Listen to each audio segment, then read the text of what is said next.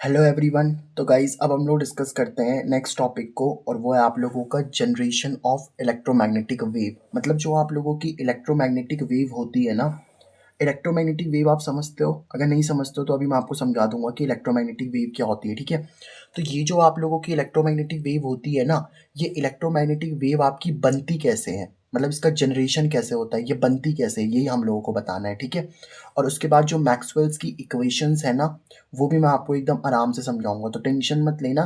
तो आज इसका एक लेक्चर आएगा और कल इसका एक और लेक्चर, बस उसके बाद ये आप लोगों का चैप्टर खत्म हो जाएगा। ठीक है, तो जनरेशन ऑफ इलेक्ट्रोमैग्नेटिक वेव यानी कि इलेक्ट्रोमैग्नेटिक वेव बनती कैसे है। ठीक है, फिर मैं आपको समझाऊंगा इलेक्ट्रोमैग्नेटिक वेव होती भी क्या है। ठीक है, अच्छा एक बात बताओ, जैसे मान लो मेरे पास में ना कोई भी आप लोगों का चार्ज है, लेट से मेरे पास में कोई भी चार्ज है, चार्ज को हम लोग किससे रिप्रेजेंट करते हैं? क्यू से। तो मान लो मेरे पास में कोई भी चार्ज है, अगर वो चार्ज आप लोगों का रेस्ट पे है, रेस्ट मतलब अगर वो चार्ज आप लोगों का रुका है, तो एक बात याद रखना, जो आपका चार्ज होता है ना, अगर वो चार्ज आपका रुका हुआ है, मतलब अगर वो रेस्ट पे है, तो याद रखना वो आप लोगों का सिर्फ और सिर्फ क्या बनाएगा? इलेक्ट्रिक फील्ड बनाएगा। अब आप बोलोगे सर ये इलेक्ट्रिक फील्ड क्या होता है? मैं समझाता हूँ आपको, बेटा टेंशन मत लो। इलेक्ट्रिक फील्ड को पहले तो हम लोग ई से डिनोट करते हैं, और क्योंकि इलेक्ट्रिक फील्ड एक वेक्टर क्वांटिटी होती है ना, तो इसके ऊपर ऐसे एरो लगा दिया जाता है। ठीक है, अब मैं आपको समझाता हूँ इलेक्ट्रिक फील्ड क्या होती है। देखो, जैसे मान लो मेरे पास में कोई प्लस क्यू चार्ज है यहाँ पे। ठीक है, अब लेट से मेरे पास में कोई प्लस क्यू चार्ज है, और यहाँ पे मान लो मेरा कोई क्यू नॉट चार्ज रखा हुआ है। ये क्यू नॉट समझते हो आप? क्यू नॉट क्या होता है? सर क्यू नॉट होता है आप लोगों का, इसको बोलते हैं यूनिट, है ना, इसका नाम क्या होता है? Unit positive test charge. अब मैं समझाता हूँ इसको मतलब क्या है इसका। ठीक है, देखो पहले तो ये जो क्यू नॉट होता है ना आप लोगों का, ये क्यू नॉट आपका टेस्ट के लिए इस्तेमाल किया जाता है, मतलब इसको हम लोग टेस्ट चार्ज बोलते हैं। अभी समझाता हूँ टेस्ट चार्ज का मतलब क्या है। और एक बात ये रहती है कि जो यूनिट, ये जो टेस्ट चार्ज होता है ना, ये हमेशा पॉजिटिव माना जाता है, मतलब इसकी वैल्यू हमेशा क्या होगी? आप लोगों की पॉजिटिव होगी। अब देखो टेस्ट चार्ज बोलने का मतलब क्या है, क्योंकि देखो इस टेस्ट चार्ज को हम पॉजिटिव मान रहे हैं, तो ऑब्वियस सी बात है ये वाला जो प्लस क्यू होगा, इस क्यू नॉट को ऐसे रिपेल करेगा कि नहीं करेगा? बताओ, ये तो आपको पता है ना, प्लस और प्लस एक दूसरे को रिपेल करते हैं। अब क्योंकि ये भी प्लस है ये भी प्लस है, तो ये इसको ऐसे क्या कर रहा होगा? बताओ, रिपेल कर रहा होगा इस तरीके से। समझे इस बात को? है ना, तो ये वाला जो प्लस क्यू है वो इस क्यू नॉट को ऐसे क्या कर रहा होगा? रिपेल कर रहा होगा। ये बात तो आपको समझ में आ गई? ठीक है सर। तो ये जो होता है ना, अब देखो, क्योंकि अब मैंने आपको क्या बताया कि प्लस और प्लस रिपेल करेंगे, तो ये वाला प्लस क्यू तो इस क्यू नॉट को रिपेल कर सकता है, बट ये वाला क्यू नॉट इस प्लस क्यू को रिपेल नहीं कर सकता, मतलब ये वाला क्यू नॉट इस क्यू को रिपेल नहीं कर सकता, क्योंकि इसको हम लोग टेस्ट के लिए इस्तेमाल कर रहे हैं, बहुत छोटा चार्ज है ये। यूनिट मतलब, यूनिट का मतलब है कि इसका मैग्नीट्यूड 1 है। मैग्नीट्यूड मतलब सर वैल्यू ना, मैग्नीट्यूड मतलब इसकी वैल्यू 1 है। जैसे 1 कूलाम का चार्ज है, ये चार्ज की यूनिट कूलाम होती है ना, तो मतलब ये वाला प्लस क्यू तो इस क्यू नॉट को रिपेल कर सकता है, बट ये क्यू नॉट इस प्लस क्यू को रिपेल नहीं करता। समझ गए ना आप इस बात को? ठीक है, तो अब जैसे ये प्लस क्यू चार्ज है, तो ये प्लस क्यू क्या करता है? अब एक बात बताओ, जैसे ये प्लस क्यू है ना, तो इस प्लस क्यू के आसपास कोई एक फील्ड होगा, ऐसे इस प्लस क्यू के आसपास एक रीजन होगा, उस रीजन को ही हम लोग क्या नाम दे रहे हैं यहाँ पे? इस रीजन को ही हम लोग नाम दे रहे हैं यहाँ पे फील्ड का। मतलब इस प्लस क्यू ने अपने आसपास एक ऐसा फील्ड बना रखा है ना, कि उस फील्ड में, अभी देखो इस फील्ड में ये क्यू नॉट नहीं है ना, इस फील्ड में ये क्यू नॉट नहीं है, तो ये इसको रिपेल नहीं करेगा। बट जैसे ही ये क्यू नॉट यहाँ पे आ जाएगा ना आप लोगों का, अब ये क्यू नॉट को रिपेल करने लग जाएगा। तो जैसे ये प्लस क्यू था, अभी क्यू नॉट इसकी फील्ड में नहीं, देखो इसकी फील्ड से बाहर है ना क्यू नॉट, तो अभी इसको रिपेल नहीं करेगा। बट जैसे क्यू नॉट इसकी फील्ड में आएगा, इसको रिपेल करने लग जाएगा। समझ पा रहे हो बात को? क्योंकि ये भी प्लस है और क्यू नॉट को तो हम मानते ही पॉजिटिव है। समझ पा रहे हो इस बात को? अगर ये क्यू नॉट यहाँ पे होता तो इसको ये रिपेल कर देता ऐसे, यहाँ पे होता तो इसको ऐसे रिपेल कर देता। अगर ये क्यू नॉट यहाँ पे होता तो बताओ अब रिपेल कर पाता क्या? नहीं सर, क्योंकि अब इसकी फील्ड में नहीं है। तो हर चार्ज क्या करता है, कोई भी चार्ज हो, देखो ये पॉजिटिव है ना, नेगेटिव भी हो सकता था माइनस का क्यू, तो माइनस का क्यू भी क्या करता बताओ? अपने अगल बगल एक ऐसी फील्ड बनाता जिसमें वो टेस्ट चार्ज को क्या करता बताओ? रिपेल। अब इस बार अट्रैक्ट करेगा। क्यों सर? क्योंकि बेटा क्यू नॉट क्या होता है आप लोग का? क्यू नॉट को हमने माना ही है कि पॉजिटिव होता है, तो अगर ये माइनस का क्यू होगा तो ये क्यू नॉट को अपनी तरफ क्या कर रहा होगा? ऐसे अट्रैक्ट कर रहा होगा। समझे इस बात को? तो कोई भी चार्ज हो, चाहे प्लस का चार्ज हो, चाहे पॉजिटिव चार्ज हो, चाहे नेगेटिव चार्ज हो, कोई भी चार्ज हो, वो अपने अगल बगल क्या करता है? एक फील्ड को बनाता है, और उस फील्ड में वो टेस्ट चार्ज को या तो रिपेल करेगा भाई, अगर पॉजिटिव होगा तो रिपेल कर देगा, और नेगेटिव होगा तो अट्रैक्ट कर देगा। तो ये जो फील्ड बनाता है ना, ये इसी फील्ड को हम लोग क्या नाम देते हैं यहाँ पे? इलेक्ट्रिक फील्ड नाम देते हैं। ठीक है, this is called as your electric field. तो आपको आई होप इलेक्ट्रिक फील्ड समझ में आ गई होगी। तो कोई भी चार्ज अगर आपका रेस्ट पे होता है, जैसे ये पॉजिटिव चार्ज है नेगेटिव चार्ज है, अभी ये रेस्ट पे है, अब ये दोनों के दोनों चार्जेस कैसे हैं आप लोगों के, रेस्ट पे हैं। तो कोई भी अगर आपका चार्ज रेस्ट पे होता है ना, तो वो इलेक्ट्रिक फील्ड को बनाता है, ठीक है। एक बात तो आपको ये समझ में आई, देखो छोटे छोटे पॉइंट से पहले आप उनको समझो, फिर मैं आपको बता दूंगा इलेक्ट्रोमैग्नेटिक वेव बनती कैसे, ठीक है। अच्छा, अगर मान लो लेट से मेरे पास में कोई चार्ज है और वो चार्ज क्या कर रहा है आप लोगों का, मूव कर रहा है।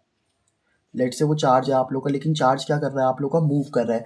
अब मूव पता कैसे कर रहा है, मूव कर रहा है आप लोगों का ये कांस्टेंट वेलोसिटी से। सर ये कांस्टेंट वेलोसिटी का मतलब क्या है बेटा, कांस्टेंट वेलोसिटी का मतलब क्या है ना, कि जैसे मान लो ये चार्ज है आप लोगों का, लेट से मेरे पास में कोई चार्ज है यहाँ पे क्यू चार्ज। अभी क्यू चार्ज जब आपका मूव कर रहा है ना, तो लेट से ये क्यू चार्ज जो मूव कर रहा है तो ये कांस्टेंट वेलोसिटी से कर रहा है। मतलब अगर क्यू जैसे आप लोग का ए पॉइंट पे पहुंचा तो 2 मीटर पर सेकेंड से चल रहा है, फिर जब वो बी पे पहुंचा तब भी वो 2 मीटर पर सेकेंड की स्पीड से चल रहा है, फिर जब वो चला सी पे पहुंचा तो तब भी वो 2 मीटर पर सेकेंड की स्पीड से चल रहा है। मतलब एक ही स्पीड से चल रहा है कि नहीं चल रहा, बताओ आप लोगों का। अरे वेलोसिटी क्या होती है, वेलोसिटी होती है स्पीड प्लस डायरेक्शन। जब किसी चीज़ के पास में स्पीड होती है, देखो ये चार्ज चल रहा है तो इसके पास स्पीड है ना, और क्योंकि ये इस डायरेक्शन में चल रहा है, इस डायरेक्शन में, तो इस डायरेक्शन में चल रहा है तो इसके पास में डायरेक्शन भी तो आ गई, और स्पीड प्लस डायरेक्शन को ही क्या बोलते हैं सर, हम लोग वेलोसिटी बोलते हैं।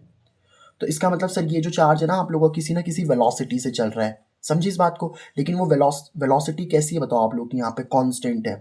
तो जब भी आपका कोई चार्ज किसी कांस्टेंट वेलोसिटी से चल रहा होता है ना, जब भी कोई चार्ज है देखो यहाँ पे वो कांस्टेंट वेलोसिटी से चल रहा है, तो भाई एक बात बताओ, जैसे ये चार्ज पहले ए पॉइंट पे पहुंचा, फिर ये चार्ज बी पॉइंट पे पहुंचा, फिर चार्ज सी पॉइंट पे पहुंचा, तो भाई चार्ज तो कहीं पे भी होगा, वो अपने आसपास क्या बनाएगा बताओ, एक ऐसा रीजन बनाएगा। देखो एक अपने आसपास इलेक्ट्रिक फील्ड तो बनाता ही है, बनाएगा ना वो। जैसे देखो ये चार्ज था आप लोगों का, तो ये चार्ज क्या करेगा, अपने आसपास एक इलेक्ट्रिक फील्ड बनाएगा। वैसे ही अगर ये इस पॉइंट, मान लो पहले ओ पॉइंट पे था, तब भी इसने एक फील्ड बनाया होगा, और उसमें जैसे ही क्यू नॉट आएगा, मान लो ऐसे यहाँ पे क्यू नॉट है तो इसको रिपेल कर देगा।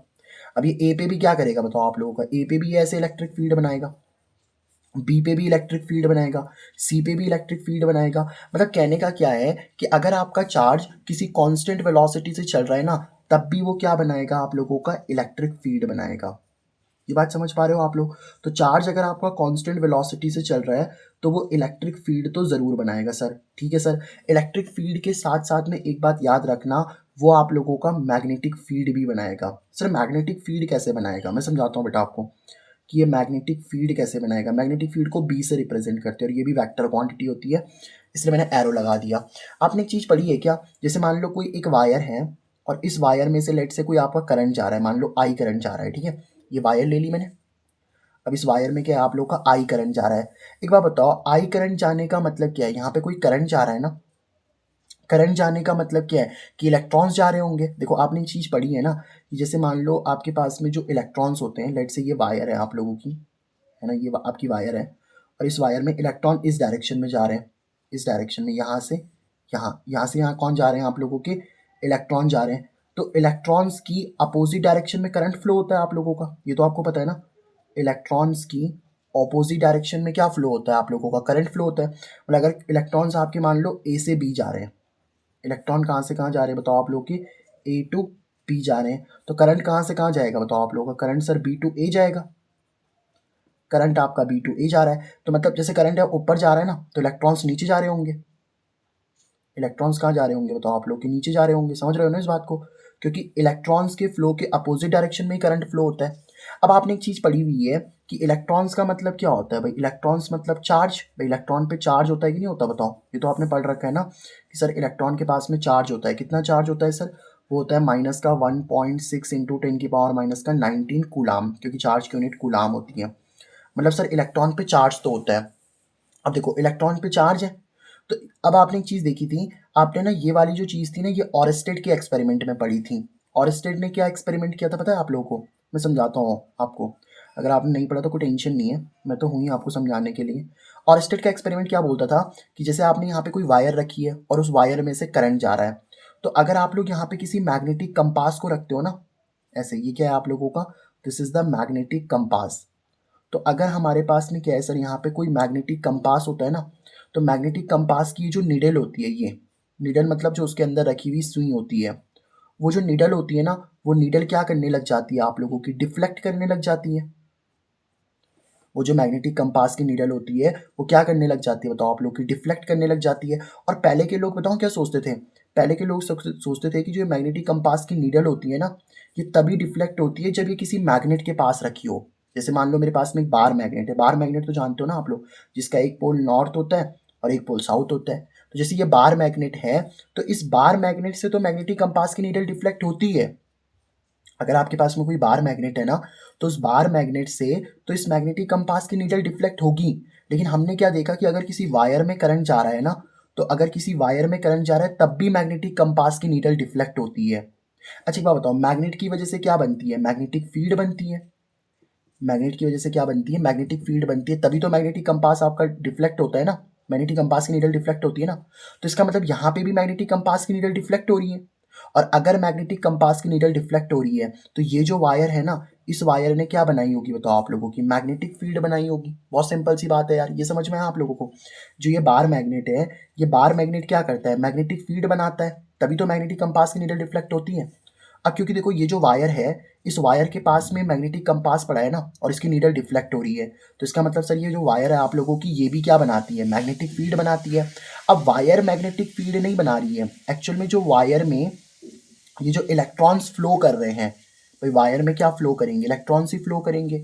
और इलेक्ट्रॉन्स का मतलब क्या है, चार्जेस फ्लो कर रहे हैं। तो वो जो चार्जेस फ्लो कर रहे हैं, वो जो चार्जेस आपके चल रहे हैं, वही आपकी मैग्नेटिक फील्ड बनाते हैं। तो जो आपके चार्ज मूव कर रहे हैं ना कांस्टेंट वेलोसिटी से, जो आपके चार्ज मूव कर रहे हैं कांस्टेंट वेलोसिटी से, वही क्या बना रहे हैं आप लोगों के यहाँ पे, मैग्नेटिक फील्ड बना रहे हैं। आई होप आपको ये वाली बात समझ में आ गई होगी, ठीक है। तो ये दो बातें आपको समझ में आई। एक और पॉइंट हम लोग समझते हैं। मैंने क्या बोला, अगर आपका चार्ज रेस्ट पे है तो सिर्फ इलेक्ट्रिक फील्ड बनाएगा। अगर आपका चार्ज मूव कर रहा है बट कांस्टेंट वेलोसिटी से चल रहा है, तो इलेक्ट्रिक फील्ड और मैग्नेटिक फील्ड बनाता है। बट अगर आपका जो चार्ज है ना, वो चार्ज आपका मूव तो कर रहा है सर, मूव तो कर रहा है, बट वो कांस्टेंट वेलोसिटी से नहीं चल रहा। नॉट कांस्टेंट वेलोसिटी, मतलब वो कांस्टेंट वेलोसिटी से नहीं चल रहा है।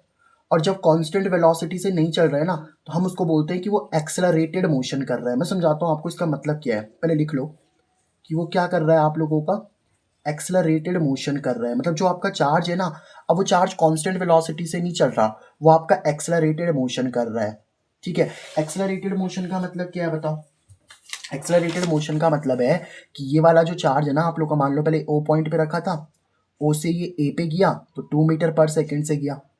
फिर ए से बी पे गया तो मान लो 3 मीटर पर सेकेंड से गया। फिर बी से सी पे गया तो सी पे फिर ये 4 मीटर पर सेकेंड से गया। समझ रहे हो इस बात को। तो इसका मतलब क्या है आप लोगों का, कि जो चार्ज है ना, चार्ज की वेलोसिटी इस बार कांस्टेंट नहीं है, 2 3 4 वो बदल रही है। पहले पहले चार्ज की वेलोसिटी देखो कांस्टेंट थी ना, पहले जो चार्ज की वेलोसिटी थी, वो चार्ज की वेलोसिटी क्या थी बताओ आप लोगों की, कांस्टेंट थी। पहले वो 2 मीटर पर सेकेंड 2 मीटर पर सेकेंड 2 मीटर पर सेकेंड से चल रहा था। लेकिन अब तो वो 2 3 4 ऐसे उसकी वेलोसिटी बदलती जा रही है। मतलब वो जब उसकी वेलोसिटी बदलती है ना, तो हम बोलते हैं कि चार्ज आपका क्या हो चुका है यहाँ पे, एक्सेलरेटेड हो चुका है। मतलब चार्ज आपका एक्सेलरेटेड मोशन में है। मोशन का मतलब तो समझते हो ना, चलना। तो चार्ज आपका एक्सेलरेटेड मोशन में, मतलब वो आपका चार्ज चल रहा है, ठीक है। अब जब चार्ज आपका एक्सेलरेटेड मोशन में होता है ना, तो उस केस में याद रखना, वो देखो चार्ज अगर चल रहा है तो वो इलेक्ट्रिक फील्ड तो बनाएगा ही बनाएगा, है ना। देखो चार्ज अगर मूव कर रहा है तो इलेक्ट्रिक फील्ड तो बनाएगा ही बनाएगा ना यहाँ पे, यस सर। तो इलेक्ट्रिक फील्ड तो बनाएगा ही। एंड और क्या बनाएगा बताओ आप लोगों का, वो इलेक्ट्रिक फील्ड भी बनाएगा, मैग्नेटिक फील्ड भी बनाएगा आप लोगों का। इलेक्ट्रिक फील्ड मैग्नेटिक फील्ड भी बनाएगा, क्योंकि देखो चार्ज चल रहा है, तो मैंने आपको बताया था ना, चार्ज चल रहा है तो इलेक्ट्रिक फील्ड मैग्नेटिक फील्ड तो बनेगी। लेकिन साथ में एक और चीज़ भी बनेगी, और वो है आप लोगों की E M W. E M W का मतलब क्या होता है यहाँ पे आप लोगों का, electro magnetic wave. This is called as your electromagnetic wave. समझे इस बात को। मतलब जब चार्ज आप लोगों का कांस्टेंट वेलोसिटी से चल रहा होता है तो सिर्फ इलेक्ट्रिक फील्ड और मैग्नेटिक फील्ड ही बनाता है। बट चार्ज आपका जब एक्सेलरेटेड मोशन से चल रहा होता है ना, तो फिर इलेक्ट्रिक फील्ड भी बनाएगा, मैग्नेटिक फील्ड भी बनाएगा, और इलेक्ट्रोमैग्नेटिक वेव भी बनाएगा। अब कैसे बनाएगा वो मैं आपको समझाता हूँ, ठीक है। इसका अब हम रीजन देखने वाले हैं कि कैसे अब आप लोगों की इलेक्ट्रोमैग्नेटिक वेव जनरेट होगी। So how EMW generated. अब कैसे आपकी इलेक्ट्रोमैग्नेटिक वेव जनरेट होगी ना, वो हम लोग देखने वाले हैं, ठीक है। देखो मैं आपको समझाता हूँ इसका मतलब क्या है कि इलेक्ट्रोमैग्नेटिक वेव अब कैसे जनरेट होगी। मान लो मेरे पास में क्या है, लेट से यहाँ पे कोई चार्ज ले लेते हैं। तो लेट से मेरे पास में यहाँ पे कोई क्यू चार्ज रखा हुआ है, ठीक है। लेट से मेरे पास में कोई क्यू चार्ज है, वो अभी ओ पोजीशन पे रखा हुआ है, ठीक है सर, इसमें कोई दिक्कत नहीं है। ओ पोजीशन पे आप किसी चार्ज को रख लो। अब मान लो यहाँ से यहाँ पे मान लो कोई पी पॉइंट पे आप लोगों का कोई पी पॉइंट है, और इस पी पॉइंट पे आपको इलेक्ट्रिक फील्ड बतानी है। अच्छा मुझे एक बात बताओ, मैंने आपको ये डेरिवेशन करा भी रखी, इवन डेरिवेशन भी करा रखी है मैंने आपको, कि अगर मेरे पास में क्या है, लेट से कोई क्यू चार्ज है ना आप लोगों का, लेट से मेरे पास में क्या है, कोई क्यू चार्ज है, ठीक है। तो लेट से मेरे पास में अगर कोई क्यू चार्ज है ना, तो उस क्यू चार्ज से अगर आर डिस्टेंस की दूरी पे कोई पी पॉइंट होता है, जैसे ये क्यू चार्ज था, जैसे ये क्यू चार्ज था, तो क्यू चार्ज से आर डिस्टेंस की दूरी पे, मान लो यहाँ पे आर डिस्टेंस, इसको मैं आर वन डिस्टेंस बोल देता हूँ क्योंकि मैं डिस्टेंस चेंज करूँगा ना। तो लेट से मेरे पास में क्यू चार्ज है, क्यू चार्ज से इस आर डिस्टेंस की दूरी पे कोई पी पॉइंट है, तो उस पर कितनी इलेक्ट्रिक फील्ड होती है आप बताई थी आप लोगों ने, कितनी होती थी सर, के क्यू अपॉन में कितना, आर स्क्वायर। ये तो आपने इलेक्ट्रिक फील्ड के लिए पढ़ा हुआ है ना, कि अगर कोई चार्ज है उससे आर डिस्टेंस की दूरी पे पी पॉइंट है, तो इलेक्ट्रिक फील्ड का फॉर्मूला क्या होता है, के क्यू बाई आर स्क्वायर। ये तो आपने पढ़ा है। जैसे अब देखो ये चार्ज है आप लोगों का, तो इस चार्ज से इस पी पॉइंट तक की डिस्टेंस पर, ये जो आपका चार्ज है ना, इससे पी पॉइंट तक की डिस्टेंस पे देखो, पी पॉइंट तक इसकी डिस्टेंस कितनी है, आर वन। तो बताओ इलेक्ट्रिक फील्ड कितनी होगी। देखो प्लस से एक बात याद रखना, जो आपका प्लस होता है ना, प्लस से इलेक्ट्रिक फील्ड हमेशा दूर होती है। ये बात मैं आपको बता देता हूँ, जो आपका प्लस क्यू होता है ना, प्लस क्यू से इलेक्ट्रिक फील्ड हमेशा क्या होती है, अवे होती है, ठीक है। और माइनस क्यू से क्या होती है बताओ आप लोग की, इलेक्ट्रिक फील्ड हमेशा टुवर्ड्स होती है। अब सर ये कैसे बोल रहे हो आपकी इलेक्ट्रिक प्लस के लिए अवे होती है और माइनस के लिए टुवर्ड्स होती है। देखो ना बेटा, ये प्लस क्यू क्या कर रहा है, इस क्यू नॉट को रिपेल कर रहा है, दूर भेज रहा है ना। तो क्यू नॉट जिधर जाएगा उधर ही इलेक्ट्रिक फील्ड होती है। यहाँ पे क्यू नॉट को रखो, इधर इलेक्ट्रिक, तो प्लस की वजह से दूर ही तो जा रहा है क्यू नॉट, तो इलेक्ट्रिक फील्ड अवे हो गई। माइनस के लिए देखो क्यू नॉट उसके पास आ रहा है ना, तो इलेक्ट्रिक फील्ड टुवर्ड्स हो गई। तो प्लस के लिए इलेक्ट्रिक फील्ड अवे होती है, माइनस के लिए टुवर्ड्स होती है, ठीक है। तो ये प्लस का क्यू होगा, तो पी पॉइंट पे इलेक्ट्रिक फील्ड ऐसे हो जाएगी। अब मान लो मैं इसको क्या बोल देता हूँ, लेट से पी पॉइंट पे, अभी देखो पी पॉइंट पे ऐसे बनेगी कि नहीं बनेगी बताओ आप लोग की इलेक्ट्रिक फील्ड। इसको मैं एक काम करता हूँ, ईवन इलेक्ट्रिक फील्ड बोल देता हूँ। तो बताओ जरा ईवन इलेक्ट्रिक फील्ड कितनी होगी सर आप लोगों की।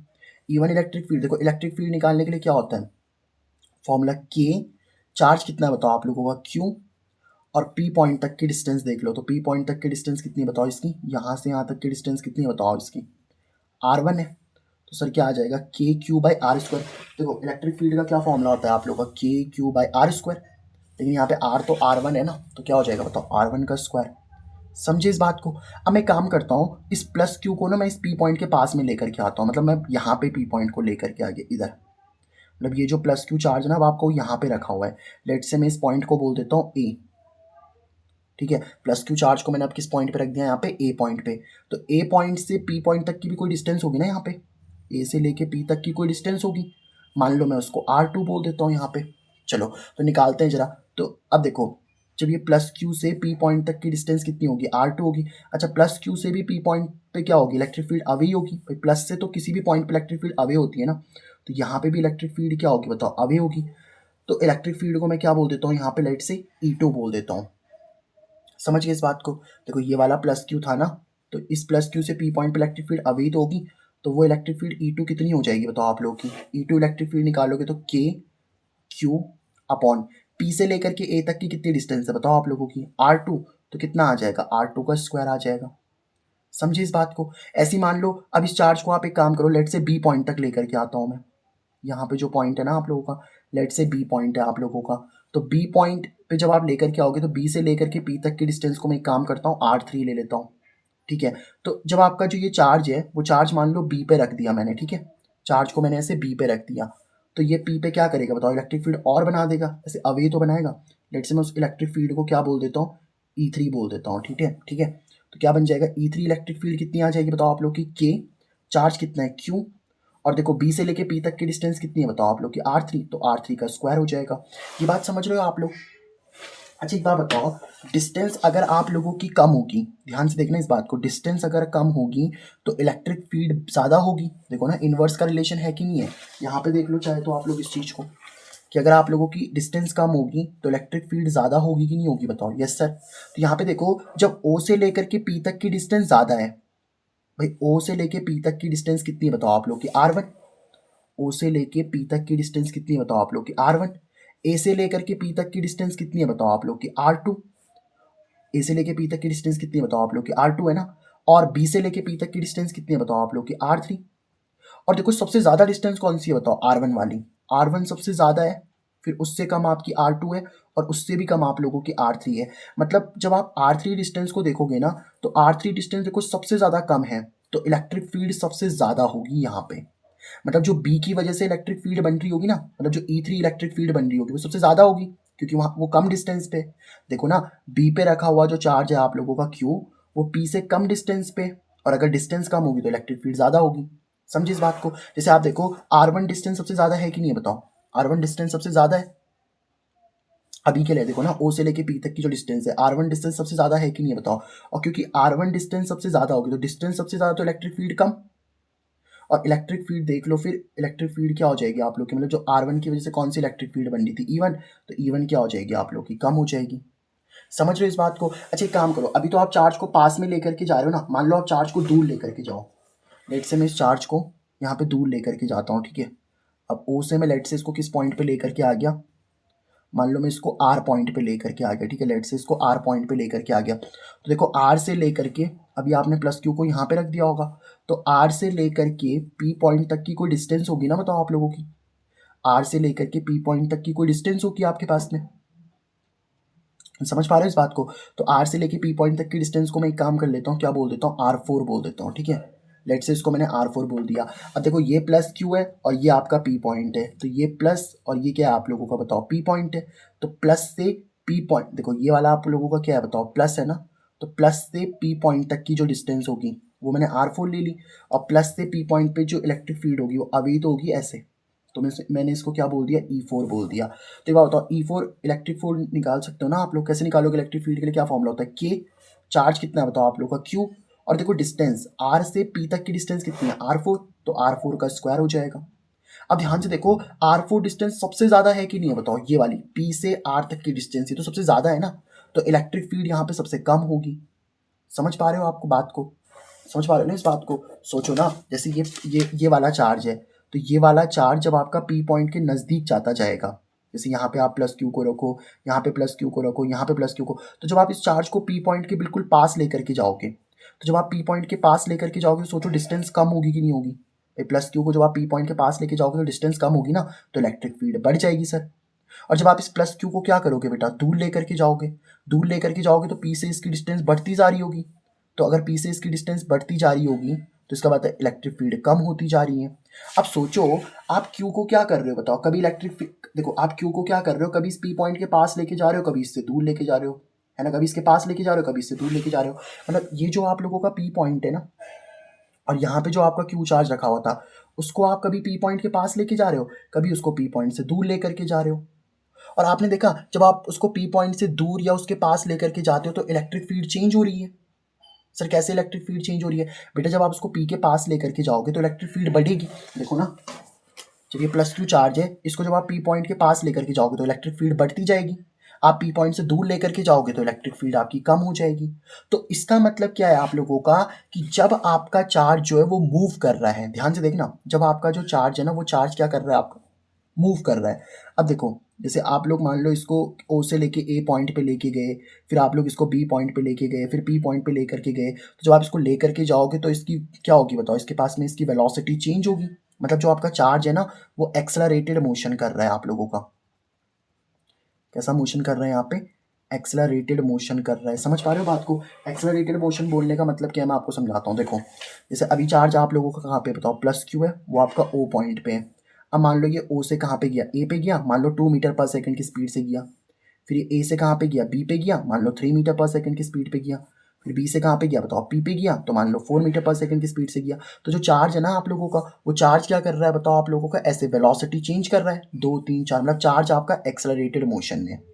ये बात समझ गए ना आप लोग। तो चार्ज कैसे मोशन में, सर आप लोगों का एक्सेलरेटेड मोशन में है। तो ध्यान से देखो, जब आपका चार्ज एक्सेलरेटेड मोशन में है ना, तो इलेक्ट्रिक फील्ड चेंज हो रही है कि नहीं हो रही बताओ। जब आप चार्ज को P पॉइंट के पास लेके जा रहे हो तो इलेक्ट्रिक फील्ड बढ़ रही है, जब आप चार्ज को P पॉइंट से दूर लेके जा रहे हो तो इलेक्ट्रिक फील्ड कम हो रही है।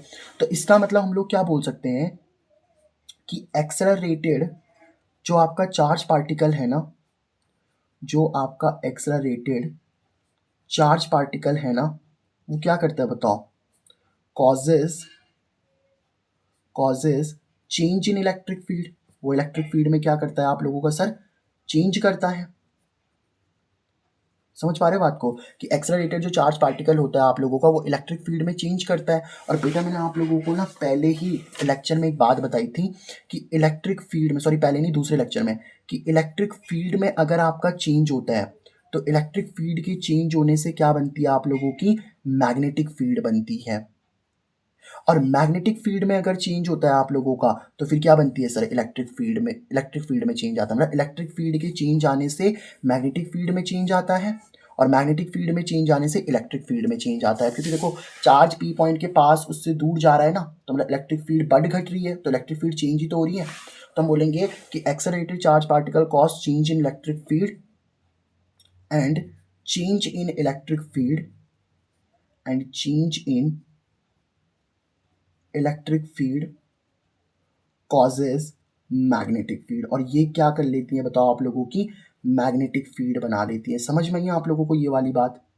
और इसी से तो क्या बन जाती है आप लोगों की, ये इलेक्ट्रोमैग्नेटिक वेव बनती है। अब इलेक्ट्रोमैग्नेटिक वेव कैसे बनती है मैं आपको समझाता हूँ। देखो जैसे मान लो, लेट से ये हमारे पास में क्या है सर, आप लोगों की एक्स एक्सिस है, ठीक है। तो लेट से ये मेरे पास में क्या है, एक्स एक्सिस है, और ये मान लो आपके पास में क्या है सर, वाई एक्सिस है, ठीक है बेटा। तो लेट से ये हमारे पास में वाई एक्सिस है, और ये मान लो हमारे पास में क्या है, जेड एक्सिस है, ठीक है।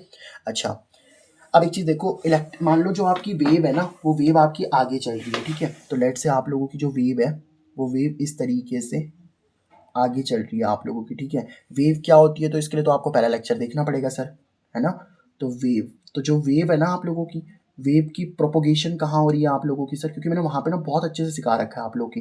तो जो वेव है उसका प्रोपोगेशन कहाँ हो रहा है सर आप लोगों का, एक्स एक्सिस में हो रहा है। तो जो वेव है ना वो आगे की तरफ चल रही है, ऐसे वेव आगे की तरफ चल रही है, ठीक है। अब वेव आगे की तरफ चल रही है ना आप लोगों की, ठीक है सर, वेव तो आप लोगों की आगे चल रही है, इतनी बात समझ में आई आप लोगों को। अब वेव के आगे चलने का मतलब क्या है, देखो यहाँ पे जो वेव है ना आप लोगों की, उस वेव में क्या है आप लोगों के चार्ज पार्टिकल हैं, उस वेव में क्या है आप लोगों के चार्ज के पार्टिकल्स हैं, ठीक है। उस वेव में क्या है सर आप लोगों के चार्ज पार्टिकल है। तो जो आपके चार्ज पार्टिकल है वो क्या कर रहे हैं बताओ, वो चार्ज पार्टिकल आप लोगों के मोशन कर रहे हैं। अब चार्ज पार्टिकल अगर मोशन करता है, मतलब चार्ज पार्टिकल देखो एक्सेलरेशन मोशन करता है, तो उससे इलेक्ट्रिक फील्ड बनती है।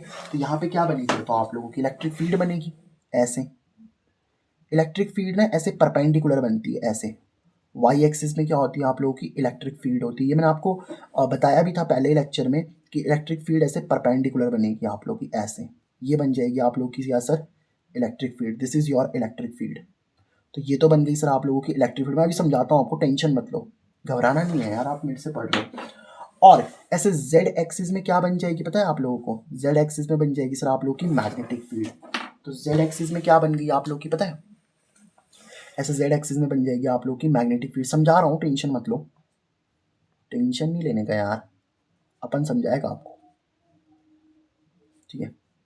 देखो ऐसे जेड एक्सिस पे क्या बन गई आप लोगों की सर, मैग्नेटिक फील्ड बन गई। अब देखो बेटा समझाते हैं इसको, फील करते हैं ना, रटना थोड़ी ना भाई। देखो जैसे मान लो ये आपके पास में क्या है बेटा, लेट से ये आपके पास में क्या है, ये मान लो वाई एक्सिस है, ठीक है। ढक्कन बंद करने दो जरा इनके। ये मान लो आपकी एक्स एक्सिस है सर, ये हो गई ना सर, देखो बेटा ये एक्स, ये वाई, और ये जेड हो गई सर। ये समझ पा रहे हो ना बात को, कि नहीं समझ रहे हो, समझ रहे हैं सर। ऐसा थोड़ी ना हो सकता है आप समझाओ हम ना समझे, आप तो बहुत अच्छा समझाते हो, नहीं आप अच्छा समझते हो, ऐसी बात है। चलो, तो ये आप लोगों की वाई एक्सिस हो गई सर, ये वाई एक्सिस हो गई आप लोगों की। चलो इसको एक्स मान लेते हैं आप लोगों की, और इसकी आप लोगों की जेड मान लेते हैं, ठीक है। अब देखो जो आप लोगों का चार्ज पार्टिकल है ना भाई, वेव है ना आपके पास में, देखो वेव, ये वेव है। वेव में क्या होते हैं, चार्ज पार्टिकल होते हैं, ठीक है। तो अब जो आप लोगों की वेव है ना, उस वेव में देखो मतलब जो वेव है आपकी वो आगे जा रही है, वेव क्या कर रही है सर आप लोगों की आगे जा रही है। और इलेक्ट्रिक फील्ड क्या हो रही है आप लोगों की, देखो ऊपर की तरफ है ना, ऐसे देखो वेव तो आपकी आगे जा रही है ऐसे, वेव आप लोग की आगे जा रही है, बट वो इलेक्ट्रिक फील्ड में ऊपर नीचे ऐसे वाइब्रेट कर रही है ऐसे। समझ पा रहे हो बात को, वेव आगे तो जा रही है, कोई दिक्कत नहीं है सर, वेव देखो आगे जा रही है आप लोग की, ये वेव है ना, ये आगे जा रही है सर। तो वेव तो आगे जा रही है, बट वो इलेक्ट्रिक फील्ड में ऐसे ऊपर नीचे करते हुए आगे जा रही है। अच्छा क्या सर ऊपर नीचे करते हुए वेव आगे जा रही है, नहीं बेटा, जेड एक्सिस भी तो है। तो वेव आप लोगों की ऐसे आगे पीछे भी करते हुए आगे जा रही है। समझ पा रहे हो बात को? मतलब वेव सर ऊपर नीचे भी कर रही है और आगे भी जा रही है, वेव आगे पीछे भी कर रही है और आगे भी जा रही है, और ये तीनों काम एक साथ हो रहे हैं। मतलब वेव आपकी आगे भी जा रही है, ऊपर नीचे भी कर रही है और आगे पीछे भी कर रही है सर। यही तो बन गई आप लोग की इलेक्ट्रोमैग्नेटिक वेव। समझिए इस बात को। अब देखो, चार्ज पार्टिकल ने मोशन किया होगा तो इलेक्ट्रिक फील्ड चेंज हुई, इलेक्ट्रिक फील्ड चेंज हुई तो मैग्नेटिक फील्ड बनी। अब आप बोलोगे सर इलेक्ट्रिक फील्ड चेंज कैसे हुई? देखो ना बेटा, जैसे मान लो आपके पहले यहाँ पे ओरिजिन था, ठीक है, यहाँ पे मतलब जीरो वैल्यू है, चार्ज ने अभी मूव करना स्टार्ट नहीं करा। अब चार्ज आपका थोड़ा सा आगे गया, यहाँ पे पहुंच गया, मान लो चार्ज Q1 चार्ज यहाँ पे पहुंचा, तो देखो इलेक्ट्रिक फील्ड यहाँ पे नहीं बन रही, बताओ आप लोग की E1। अब चार्ज आपका यहाँ पे आया Q2, तो इलेक्ट्रिक फील्ड यहाँ पे बन गई आप लोग की E2। चार्ज आप लोगों का यहाँ पे आया Q3, तो इलेक्ट्रिक फील्ड यहाँ पे बन गई आप लोग की E3। तो मतलब इलेक्ट्रिक फील्ड चेंज हो रही है ना, और इलेक्ट्रिक फील्ड के चेंज होने से देखो ऑल्सो क्या हो रहा है आप लोग का, E1 इलेक्ट्रिक फील्ड के साथ में B1 मैग्नेटिक फील्ड बन रही है, E2 इलेक्ट्रिक के साथ में B2 मैग्नेटिक फील्ड बन रही है, E3 के साथ में B3 बन रहा है आप लोगों का। समझ पा रहे हो ना इस बात को? तो अगर चार्ज के पार्टिकल्स आप लोगों के मूव कर रहे हैं तो इलेक्ट्रिक फील्ड में चेंज हुआ, और इलेक्ट्रिक फील्ड में चेंज हुआ तो क्या बन रहा है आप लोगों का, मैग्नेटिक फील्ड बना, और इस तरीके से जनरेट होती है आप लोगों की इलेक्ट्रोमैग्नेटिक वेव। आई होप आपको समझ में आया होगा कि इलेक्ट्रोमैग्नेटिक वेव जनरेट कैसे होती है। ठीक है, अब मैं आपको समझाता हूँ मैक्सवेल्स की इक्वेशन फॉर वैक्यूम। ठीक है, और अगर आपको समझ में आ रहा है तो यार करना क्या है पता है ना आप लोग को, चैनल को सब्सक्राइब करना है, दोस्तों के साथ शेयर करना है। ओके सर, कर देंगे। तो क्या है बेटा आप लोगों का Maxwell's Maxwell's equation Maxwell's equation in vacuum. Vacuum का मतलब समझते हो ना सर? वैक्यूम मतलब बेटा जहाँ आप लोगों का फ्री स्पेस होता है, जहाँ कुछ नहीं होता है ना, कोई भी पार्टिकल नहीं होता, उसको वैक्यूम बोलते हैं। तो मैक्सवेल ने 4 इक्वेशन दी थी। पढ़ाने के लिए तो मैं आपको ऐसे रटा दूंगा नहीं, बट रटनी नहीं है, हमको समझनी है ना सर? वैसे हम पढ़ के आ चुके हैं सर, बट कोई दिक्कत नहीं है। चलो देखो, जैसे मान लो मेरे पास में कोई प्लस का क्यू चार्ज है। अच्छा, मैक्सवेल की इक्वेशन कराऊं उससे पहले मैं आपको 2 टर्मिनोलॉजी समझाना चाहता हूँ, फिर हम मैक्सवेल की इक्वेशन करेंगे। देखो बेटा, एक टर्म होती है जिसको हम लोग बोलते हैं इलेक्ट्रिक फ्लक्स, और एक और टर्म होती है आपके पास में जिसको हम लोग बोलते हैं मैग्नेटिक फ्लक्स, है ना? इलेक्ट्रिक फ्लक्स को हम ऐसे डिनोट करते हैं फाई ई से, ये सिंबल फाई का होता है और ये सिंबल ई का होता है। तो इलेक्ट्रिक फ्लक्स और मैग्नेटिक फ्लक्स का क्या सिंबल होता है? Phi B. ठीक है, तो इलेक्ट्रिक फ्लक्स का सिंबल फाई ई और मैग्नेटिक फ्लक्स का सिंबल क्या होता है आप लोगों का? फाई बी होता है। ठीक है, तो ये इलेक्ट्रिक फ्लक्स, ये मैग्नेटिक फ्लक्स। अभी इलेक्ट्रिक फ्लक्स या मैग्नेटिक फ्लक्स होता क्या है? जैसे मान लो ये एक सरफेस है ना, तो इस सरफेस से कितनी इलेक्ट्रिक फील्ड लाइंस परपेंडिकुलर जा रही हैं ऐसे, ये इलेक्ट्रिक फील्ड लाइंस है। या फिर अगर आप ये सरफेस ले लो, ये आप सरफेस ले लो, इससे कितनी मैग्नेटिक फील्ड लाइंस परपेंडिकुलर जा रही है? मैग्नेटिक फील्ड लाइंस को बी बोलेंगे ना, इलेक्ट्रिक फील्ड लाइंस को ई बोलते हैं, मैग्नेटिक फील्ड लाइंस को बी बोलते हैं। तो किसी भी सरफेस से कितनी इलेक्ट्रिक फील्ड लाइंस परपेंडिकुलर जा रही हैं उसको इलेक्ट्रिक फ्लक्स बोलेंगे, और किसी भी सरफेस से कितनी मैग्नेटिक फील्ड लाइंस आपकी परपेंडिकुलर जा रही हैं उसको हम मैग्नेटिक फ्लक्स बोलते हैं। बहुत सिंपल सी बात है आप लोगों की। ठीक है, तो आप इलेक्ट्रिक फ्लक्स और मैग्नेटिक फ्लक्स तो समझ चुके हो। ठीक है, अब जैसे मान लो मेरे पास में कोई प्लस क्यू चार्ज है। अब इस प्लस क्यू चार्ज को पहले तो आप लोग ना क्या करते थे, आपने फर्स्ट चैप्टर में मैंने आपको पढ़ाया था ना कि प्लस क्यू चार्ज को हम लोग पहले तो इस तरीके से इनक्लोज कर देते थे। इनक्लोज मतलब एकदम इसको पूरा ढक देना है भाई साहब। तो ये जो प्लस क्यू है ना, और जिस सरफेस से मैंने इसको इस तरीके से ढक दिया है, इस सरफेस को आपको पता होगा, इसको हम गॉसियन सरफेस कहते थे, है ना? इसका नाम क्या होता था?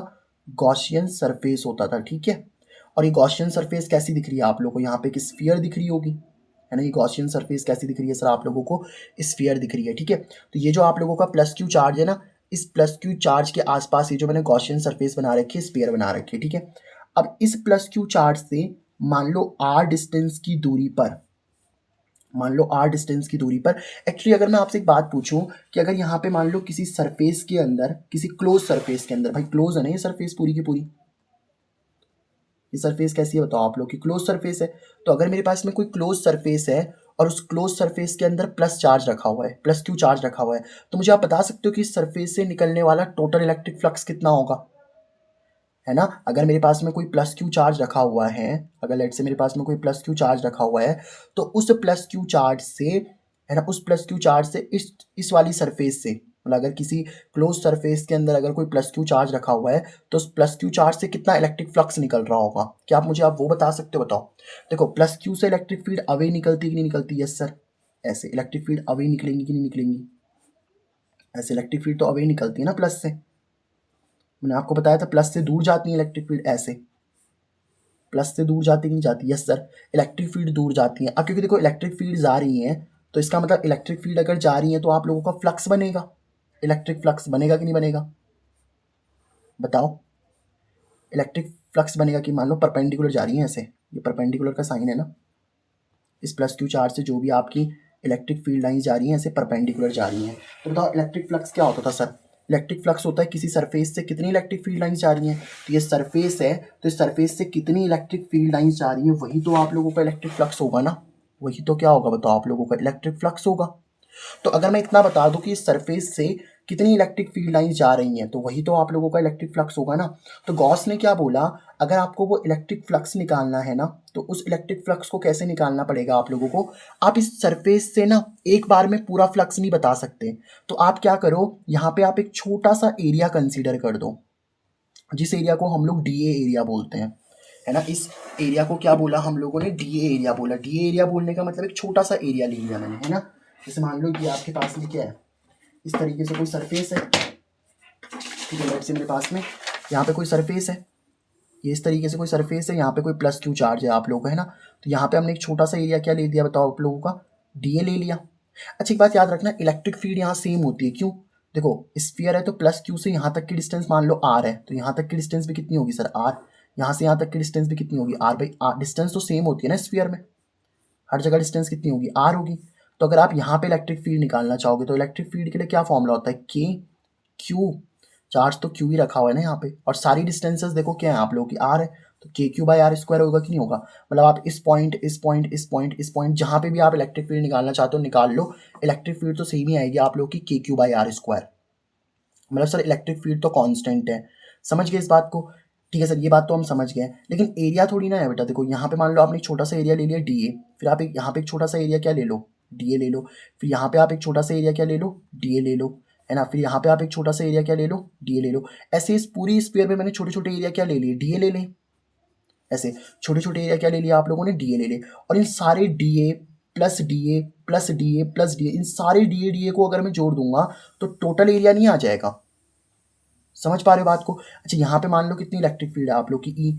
यहाँ पे इलेक्ट्रिक फील्ड कितनी है, ई। तो सारी इलेक्ट्रिक फील्ड को भी जोड़ दोगे तो टोटल इलेक्ट्रिक फील्ड आ जाएगी। तो इन्होंने क्या बोला कि अगर आपको इस क्लोज सरफेस से इलेक्ट्रिक फ्लक्स निकालना है ना तो आप क्या करो, यहाँ पे देखो क्लोज सरफेस के लिए क्लोज इंटीग्रेशन लगाते हैं ऐसे, ये वाला जो साइन होता है ना आप लोगों का, ये साइन तो पता ही आपको इंटीग्रेशन का होता है, बट ये वाला जो साइन है किसका है आप लोगों का, क्लोज इंटीग्रेशन का। तो इन्होंने क्या बोला कि अगर आपको इस गॉसियन सरफेस से बताना है ना टोटल कितना फ्लक्स निकल रहा होगा, भाई प्लस से देखो इलेक्ट्रिक फील्ड लाइंस निकल रही है, इलेक्ट्रिक फील्ड लाइंस निकल रही है मतलब इलेक्ट्रिक फ्लक्स बनेगा। तो टोटल कितना इलेक्ट्रिक फ्लक्स बनेगा पता है आप लोगों का, वो बनेगा आप लोगों का इलेक्ट्रिक फील्ड और डॉट में क्या कर दो आप लोग, डीए। देखो छोटे छोटे डीए, देखो यहाँ पे भी आपने एक छोटा सा डीए काटोगे कि नहीं काटोगे बताओ, डीए। यहाँ पे भी आप छोटा सा ऐसे डीए काटोगे कि नहीं काटोगे, ऐसे डीए। तो सारे डीए को जोड़ दोगे तो जोड़ने का मतलब ही तो इंटीग्रेशन होता है ना। क्लोज इंटीग्रेशन क्यों लिखा, क्योंकि क्लोज बन रहा था आप लोगों का सरफेस, तो इसलिए क्लोज लिख दिया। तो वो जो ई डॉट डी आता है ना, अच्छा इलेक्ट्रिक फील्ड को डी क्यों नहीं लिखा पता है आप लोगों ने? आप बोलोगे जैसे सर यहाँ पे डी लिखा, इलेक्ट्रिक फील्ड को भी डी लिखते बेटा, इसलिए हम लोगों ने यहाँ पे नहीं लिखा ना, क्योंकि आप एक चीज देखो, इलेक्ट्रिक फील्ड तो कांस्टेंट है ना। देखो मैंने आपको भी बताया ना, हर जगह इलेक्ट्रिक फील्ड कितनी आ रही है आप लोग की, के क्यू बाई आर स्क्वायर। तो इसलिए इलेक्ट्रिक फील्ड को मैंने ई लिख दिया यहाँ पे, ठीक है, समझे इस बात को? और वो किसके बराबर आता है आप लोगों का, क्यू अपॉन में कितना, एप्सिलॉन नॉट। समझिए इस बात को, मैं समझाता हूँ इसका मतलब क्या है। देखो इन्होंने ये बोला कि अगर आप लोगों के पास में किसी गॉसियन सरफेस के अंदर, गॉसियन सरफेस मतलब ये जो क्लोज सरफेस है, अगर इस क्लोज सरफेस के अंदर कोई प्लस क्यू चार्ज है तो उस प्लस क्यू चार्ज से निकलने वाला जो टोटल फ्लक्स होगा ना, उस प्लस क्यू चार्ज से निकलने वाला जो टोटल फ्लक्स होगा वो किसके बराबर होगा, तो वो बराबर होगा सर जितना चार्ज उसके अंदर रखा हुआ है क्यू, उसको लिख दो और एप्सिलॉन नॉट से डिवाइड कर लो। एप्सिलॉन नॉट की वैल्यू पता होती है आप लोगों को क्या होती है सर, ये होती है 8.85 इंटू में 10 की पावर कितना, -12 कूलाम स्क्वायर पर न्यूटन मीटर स्क्वायर। तो जितना भी चार्ज अगर आप लोगों ने अंदर रखा हुआ है ना, जितना भी चार्ज अंदर रखा हुआ है बस उसको एप्सिलॉन नॉट से डिवाइड कर दोगे तो आपको टोटल फ्लक्स निकल जाएगा। यही होती है मैक्सवेल की पहली इक्वेशन। समझे इस बात को, समझे इस बात को। तो ये वाला आप लोगों का पहला आपको आई होप समझ में आ गया होगा। बेटा ज़्यादा डिटेल में समझना है ना, तो मैंने इसके लिए पहले लेक्चर में बहुत अच्छे से इसकी एकदम डिटेल वीडियो बना रखी, टेंशन मत लो, आप उसको पढ़ लेना है ना। बट यहाँ पे तो मैं आप लोग को समझाऊंगा ही भाई, बताऊंगा तो नहीं। चलो, तो पहली इक्वेशन आई होप आपको समझ में आ गई होगी। अब हम लोग देखते हैं दूसरी इक्वेशन, मैक्सवेल की सेकंड इक्वेशन। वो क्या होती है पता है आप लोगों को? देखो मैं उसको समझाता हूँ आप लोगों को वो क्या होती है। जैसे मान लो इसमें भी इन्होंने क्लोज सरफेस ही ली, लेट से मेरे पास में क्लोज सरफेस है, इस तरीके से कोई क्लोज सरफेस है, और यहाँ पे ना मैंने कोई मैग्नेट रखा हुआ है, लेट से बार मैग्नेट है। बेटा बार मैग्नेट समझते हो आप क्या होता है? सर बार मैग्नेट होता है जिसका एक पोल नॉर्थ होता है, एक पोल साउथ होता है। आपको इतना तो पता होगा ना कि जो मैग्नेटिक फील्ड लाइंस होती है वो नॉर्थ से निकलती हैं और किधर चली जाती है बताओ आप लोग, की साउथ में चली जाती हैं। ऐसे नॉर्थ से निकल के साउथ की तरफ चली जाती हैं, ये तो आपको पता है ना। नॉर्थ से निकल के कहाँ चली जाती हैं सर? साउथ की तरफ चली जाती हैं, ठीक है। तो नॉर्थ से निकल के साउथ की तरफ चली गई, ओके सर। अब एक बात बताओ मुझे, अगर मैं आपसे पूछूं कि इस वाली सरफेस से टोटल कितना फ्लक्स निकल रहा होगा, ये जो आप लोगों की ये वाली जो सरफेस है ना, क्लोज सरफेस ही तो है ये। ये जो आप लोगों की ना कौन सी सरफेस है सर? ये क्लोज सरफेस है। तो इस क्लोज सरफेस से टोटल कितना मैग्नेटिक फ्लक्स निकल रहा होगा? देखो मैग्नेटिक फ्लक्स को फाई बी बोलते हैं। फाई ई का मतलब क्या होता है सर? फाई ई का मतलब होता है इलेक्ट्रिक फ्लक्स, समझ पा रहे हो बात को? और फाई बी का मतलब क्या होता है सर? फाई बी का मतलब होता है मैग्नेटिक फ्लक्स। तो अगर आपके पास में कोई क्लोज सरफेस है ना, तो उस क्लोज सरफेस से जो निकलने वाला मैग्नेटिक फ्लक्स होता है, तो उसके लिए आप क्या करोगे बताओ? आप यहाँ पे एक छोटा सा एरिया कंसीडर करोगे, जैसे आपने ऊपर किया तो उसको मैंने डी ए बोला। यहाँ पे भी आप एक छोटा सा एरिया कंसीडर करोगे, उसको मैंने डी ए बोला। यहाँ पे भी आप छोटा सा एरिया कंसीडर करोगे, उसको आपने डी ए बोला। तो आप क्या करोगे? देखो देखो क्लोज चल रहा है ना आप लोगों का पूरा क्लोज चल रहा है, तो आपने क्लोज इंटीग्रेशन लगा दिया, और साथ में कितना आ जाएगा? बी। बी मतलब मैग्नेटिक फील्ड। जैसे देखो यहाँ इलेक्ट्रिक फील्ड कांस्टेंट है ना, वैसे यहाँ पे मैग्नेटिक फील्ड कांस्टेंट है, बी डॉट डी ए। अच्छा डॉट क्यों लगाया? आपको पता हो कि जो डॉट है ना, डॉट से आप लोगों का स्केलर आंसर आता है। डॉट से आपका कैसा आंसर आता है सर? स्केलर आंसर आता है, क्योंकि इलेक्ट्रिक फ्लक्स हो चाहे मैग्नेटिक फ्लक्स हो, स्केलर क्वांटिटी होती है, इसीलिए डॉट लगाते हैं, ठीक है। तो बी डॉट ए हो गया, इसकी वैल्यू पता कितनी आती है आप लोगों की? 0। मतलब सर कहने का क्या है कि अगर आपके पास में कोई क्लोज सरफेस है ना, ऐसे क्लोज सरफेस, तो उस क्लोज सरफेस से निकलने वाला जो मैग्नेटिक फ्लक्स होगा, उस क्लोज सरफेस से निकलने वाला जो मैग्नेटिक फ्लक्स होगा, मैग्नेटिक फ्लक्स तो मैंने आपको सिखाया ना यार, मैग्नेटिक फ्लक्स तो अभी बताया मैंने आप लोगों को क्या होता है। बेटा मैग्नेटिक फ्लक्स का मतलब होता है कि एक सरफेस से कितनी मैग्नेटिक फील्ड लाइंस निकल रही है। जैसे ये सरफेस है ना, तो इस सरफेस से कितनी मैग्नेटिक फील्ड लाइंस परपेंडिकुलर निकल रही है, बस ऐसे। इस सरफेस से कितनी मैग्नेटिक फील्ड लाइंस निकल रही है परपेंडिकुलर। तो अब देखो मैग्नेटिक फ्लक्स 0 आया। आप बोलोगे सर मैग्नेटिक फ्लक्स 0 क्यों आया? देखो बेटा, जैसे एक मैग्नेटिक फ्लक्स लाइन, देखो एक मैग्नेटिक फील्ड लाइन बाहर निकल रही है ना, एक मैग्नेटिक फील्ड लाइन बाहर निकल रही है, तो एक मैग्नेटिक फील्ड लाइन अंदर भी तो आ रही है, तो नेट तो आपका 0 ही हो गया ना। देखो एक मैग्नेटिक फील्ड लाइन बाहर निकली तो एक अंदर चली गई, एक मैग्नेटिक फील्ड लाइन देखो बाहर निकल रही है तो एक अंदर चली जा रही है आप लोगों की। क्योंकि मैग्नेटिक फ्लक्स का मतलब होता है कितनी मैग्नेटिक फील्ड लाइंस निकल रही हैं सरफेस से। इस मैग्नेटिक देखो यहाँ से तो क्या हो रहा है, सिर्फ बाहर ही निकल रही है ना आप लोगों की, अंदर थोड़ी ना आ रही हैं। लेकिन यहाँ पे देखो, यहाँ पे बाहर भी निकल रही है, अंदर भी निकल रही है, जितनी बाहर निकलेंगी उतनी अंदर आ जाएंगी, तो मैग्नेटिक फ्लक्स आप लोगों का 0 हो जाएगा। आई होप आप लोगों को ये 2 लॉ समझ में आ गए होंगे मैक्सवेल्स के इक्वेशन के, ठीक है। अब हम लोग समझते हैं यहाँ पे थर्ड लॉ, और वो थर्ड लॉ किसका होता है आप लोगों को पता ही है। तो अब हम लोग मैक्सवेल की इक्वेशन की थर्ड इक्वेशन मतलब समझने वाले हैं, ठीक है। तो अब लोग देखते हैं यहाँ पे मैक्सवेल की इक्वेशन का थर्ड, मतलब मैक्सवेल की थर्ड इक्वेशन, ठीक है। तो अब हम लोग समझने वाले हैं यहाँ पे मैक्सवेल की थर्ड इक्वेशन। देखो बेटा इस चैप्टर की, जब मैंने ये चैप्टर आपको पढ़ाया ही था ना, तो मैक्सवेल की थर्ड इक्वेशन क्या कहती है पता है आप लोगों को? कि जो आप, पहले मैं आपको समझाता हूँ फिर दिखाता हूँ इसको कि क्या कहता है ये, है ना। जैसे मान लो ये हमारे पास में कोई मैग्नेट है, लेट से मेरे पास में कोई मैग्नेट है, ये नॉर्थ पोल है, इसका साउथ पोल है, ठीक है। लेट से नॉर्थ साउथ ले लिया मैंने, तो ये इसका नॉर्थ पोल है, ये साउथ पोल है। तो मैंने आपको क्या बोला था कि जैसे आप इसको किसी कॉइल के पास लेकर के जाते हो ना, जैसे मान लो ये कॉइल है, कॉइल मतलब जिसमें करंट वगैरह जा सकता है। तो जैसे मान लो ये मेरे पास में क्या है, कोई कॉइल है, तो जैसे ही आप क्या करते हो, इस मैग्नेट को आप इस कॉइल के पास लेकर के जाते हो ना, जब आप इस मैग्नेट को किसी कॉइल के पास लेकर के जाते हो, तो बेसिकली इस कॉइल में क्या हो जाता है, आप लोगों का एक करंट बन जाता है। समझ पा रहे हो बात को? तो आप जैसे ही किसी मैग्नेट को कॉइल के पास में लेकर के जाते हो ना आप लोग, जैसे ही किसी मैग्नेट को हम सर, ये जो आप लोगों का मैग्नेट है, अब इस मैग्नेट को आप कॉइल के पास लेकर के जाओगे, या आप मैग्नेट को देखो चाहे कॉइल के पास लेके जाओ, या फिर आप इस मैग्नेट को, जैसे ये मैग्नेट है नॉर्थ और साउथ वाला, इसको चाहे तो आप कॉइल से दूर लेकर के जाओ, इस कॉइल में क्या होता है बेसिकली एक करंट पैदा हो जाता है।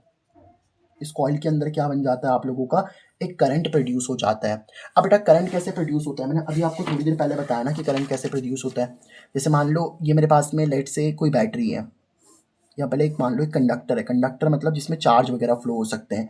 अब ये मान लो इसका पॉजिटिव चार्ज है, ये नेगेटिव चार्ज है, तो यहाँ पे भी कौन सा चार्ज आ जाएगा सर, नेगेटिव।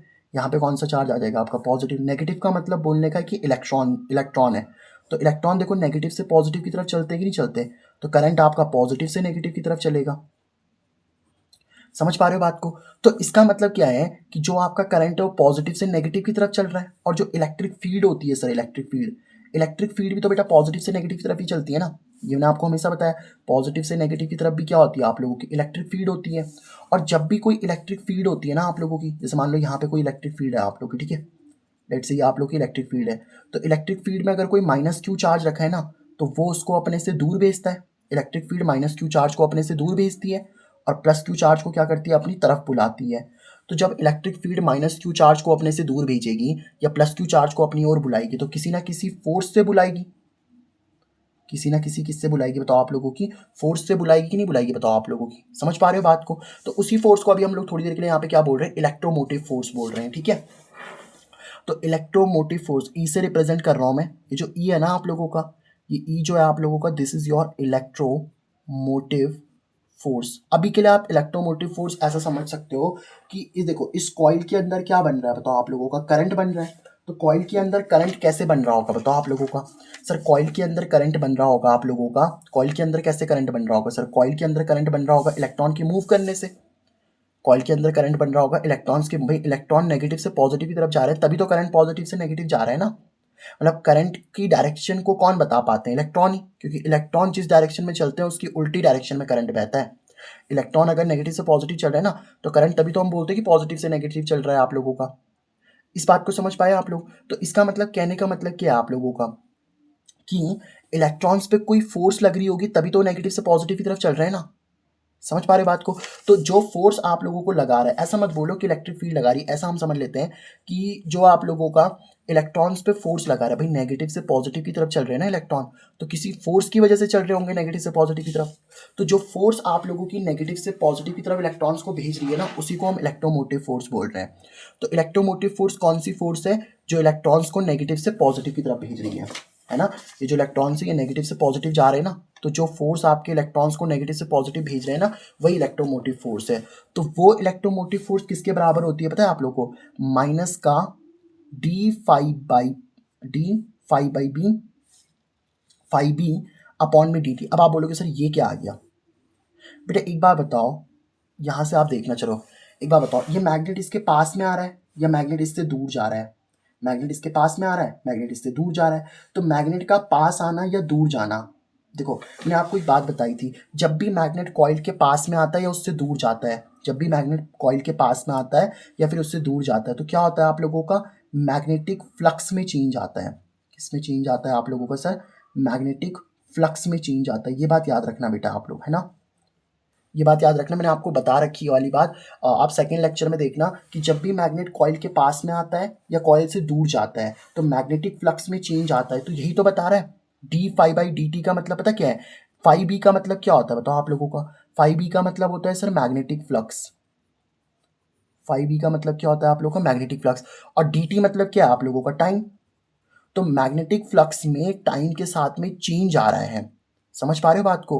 तो जब, अब देखो अब पूरा समझना, E is equal to minus का D phi by D T क्यों लिखा रहा है आप लोगों का, क्योंकि इस कॉइल में जो करंट बन रहा है, अब करंट क्यों बन रहा होगा, इलेक्ट्रॉन्स पे फोर्स लग रही होगी। तो इलेक्ट्रॉन्स पे जो फोर्स लग रही है और जिससे वो करंट बन रहा है, वो ये करंट कैसे बन रहा है, जब मैग्नेटिक फ्लक्स में आपका चेंज आ रहा है। भाई मैग्नेट कॉइल के पास जाता है या मैग्नेट कॉइल से दूर जाता है, तभी तो इस कॉइल में करंट बनता था ना। आपने ये वाली वीडियो, उस वीडियो नंबर 2 में देखा होगा कि जब आपका मैग्नेट कॉइल के पास में जाता है या कॉइल से दूर आता है, तो इस कॉइल में एक करंट बनता है। वो करंट कैसे बन रहा है, जब मैग्नेट कॉइल के पास जाता है या उससे दूर जाता है, मतलब मैग्नेटिक फ्लक्स में चेंज आता है। तो मैग्नेटिक फ्लक्स में चेंज आने से तो इलेक्ट्रॉन्स पे फोर्स लगती है, इलेक्ट्रोमोटिव फोर्स। इलेक्ट्रोमोटिव फोर्स मतलब इलेक्ट्रॉन्स पे फोर्स लगना, और इलेक्ट्रॉन्स पे फोर्स लगने की वजह से ही तो क्या बनता है आप लोगों का, करंट बनता है। भाई इलेक्ट्रॉन्स पे फोर्स लगेगी, देखो इलेक्ट्रॉन्स पे फोर्स लगेगी तो वो नेगेटिव से पॉजिटिव की तरफ जाएंगे। और अगर इलेक्ट्रॉन नेगेटिव से पॉजिटिव तरफ जाएंगे तो करंट पॉजिटिव से नेगेटिव तरफ जाएगा, ठीक है। तो इस तरीके से बनेगा। आप लोग थर्ड लेक्चर को देखोगे तो आपको अच्छे से समझ में आ जाएगा, ठीक है। यहाँ पे फिर भी मैंने आपको समझा दिया। तो ये हो गई आप लोग की 3 इक्वेशन मैक्सवेल की। अब हम लोग देखते हैं लास्ट इक्वेशन मैक्सवेल की, वो आप लोगों की कहाँ से आती है पता है? देखो मैंने आपको ना एम्पियर का सर्किटल लॉ पढ़ाया था, एम्पियर्स सर्किटल लॉ, एक बार आप लोग देख लेना प्लीज़। मैं आपसे रिक्वेस्ट करता हूँ जो लेक्चर नंबर 2 है ना उसको आप एक बार देख लेना यार, तभी आपको देखो समझ तो आ रहा होगा, ऐसा तो नहीं है, बट अगर आप चाहते हो बहुत अच्छे से समझ में आए तो उसको एक बार प्लीज़ देख लेना, ठीक है। देखो एम्पियर का सर्किटल लॉ क्या बोलता है कि जो आपका integration B dot D l होता है ना वो बराबर होता है सर आप लोगों का म्यू नॉट इंटू में आई के। लेकिन मैंने आपको बताया था ना कि जो आई होता है, आई मतलब जो आपका करंट होता है, करंट सर आपका 2 प्रकार का होता है। कौन कौन सा? एक होता है आपका आईसी, आईसी का मतलब होता है sir conduction current, conduction current है ना। एक होता है आप लोगों का कौन सा सर? Conduction current. और एक होता है सर आप लोगों का आईडी, जिसको हम लोग बोलते हैं कौन सा सर? Displacement current. तो 2 प्रकार के करंट होते हैं आप लोगों के, एक होता है कंडक्शन करंट, एक होता है आप लोग का डिस्प्लेसमेंट करंट। मैं समझाता हूँ आपको कैसे। जैसे मान लो एक बैटरी है, इस बैटरी में पॉजिटिव चार्ज है, नेगेटिव चार्ज है, ठीक है। और मान लो यहाँ पे एक प्लेट लगी हुई, एक मेटल की प्लेट यहाँ पे ए है, एक मेटल की प्लेट यहाँ पे बी है, मेटल की प्लेट है ये। तो पॉजिटिव से आपको पता है ना करंट निकलेगा ऐसे, तो करंट मान लो आई निकल रहा है। अब देखो बैटरी से जो करंट निकलता है ना उसी को हम कंडक्शन करंट बोलते हैं, आईसी मतलब कंडक्शन करंट।